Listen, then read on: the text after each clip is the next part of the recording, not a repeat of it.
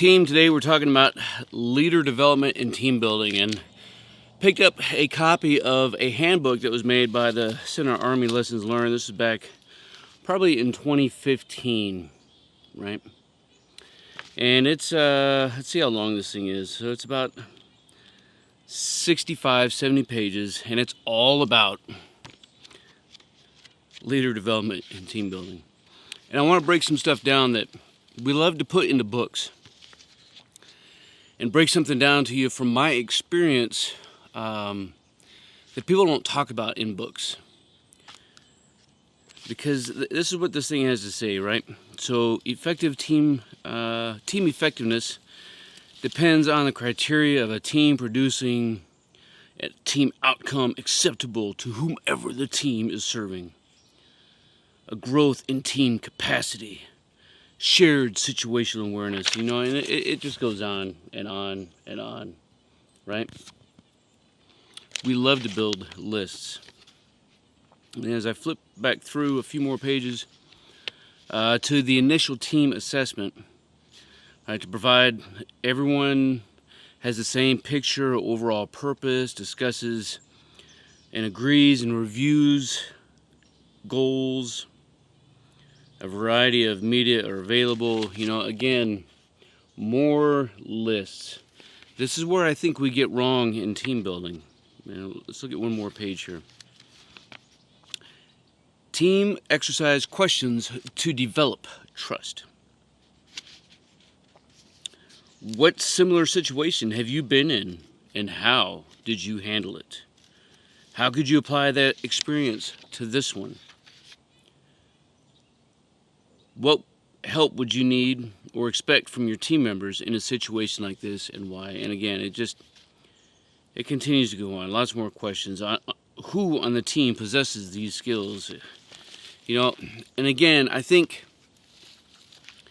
this is where we get leader development wrong, because we like to make booklets, makes us feel good to put our thoughts on a paper, but sometimes I think that folks who pen these things, and this is a solid book, it's solid material that's in it,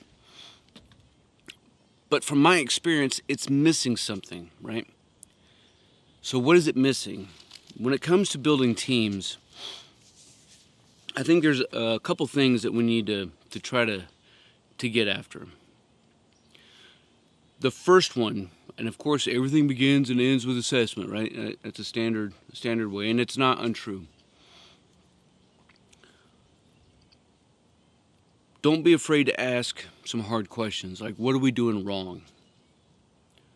What are other teams around me not doing because it's hard?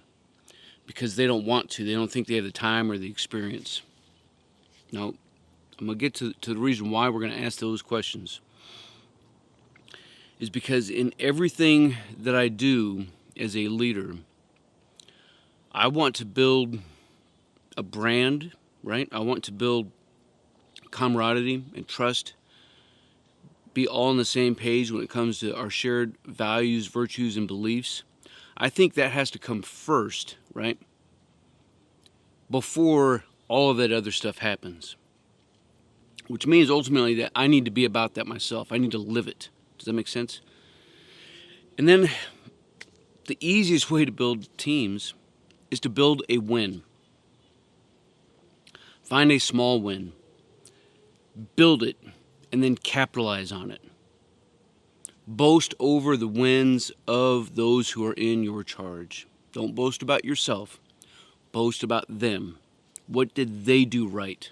How did they impact the organization? That's going to do a couple things, right? Everybody loves to win.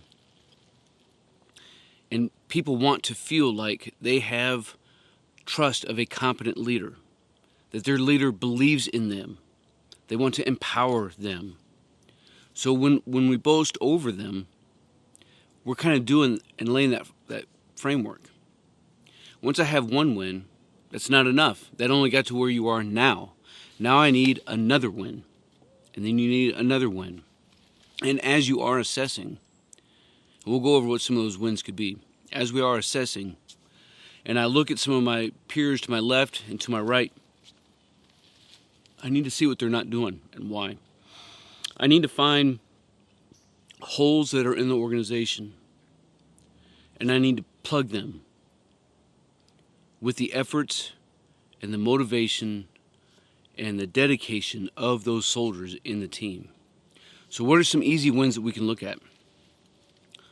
Always being at the right time, at the right place, right uniform, right frame of mind. Those are easy wins.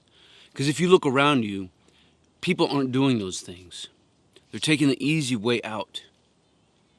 So I can do that and I can capitalize on it.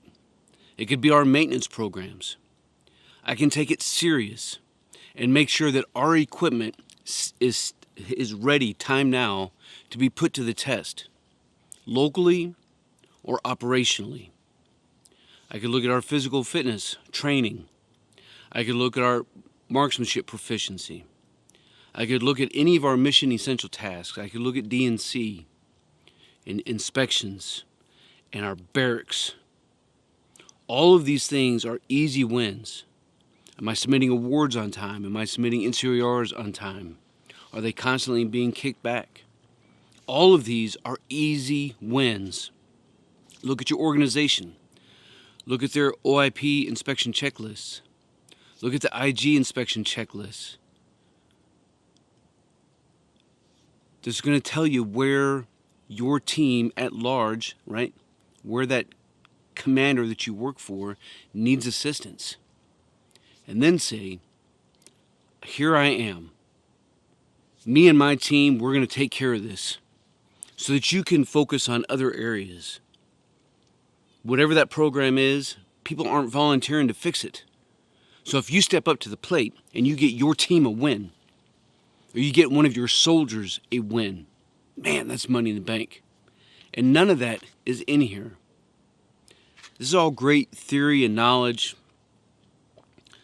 but not enough boots on the ground, embracing the suck mentality that I believe that we need in order to actually build effective teams so that in 5, 10, 15, 20 years down the road from now, as we're looking back, we look back on that team with pride. Does that make sense? Just a couple thoughts, team. I'd love to hear your thoughts and your opinions down below. That way we can continue to keep this conversation rolling. As always, I appreciate each and every single one of y'all. You stay out there, you keep grinding, and you stay stoked.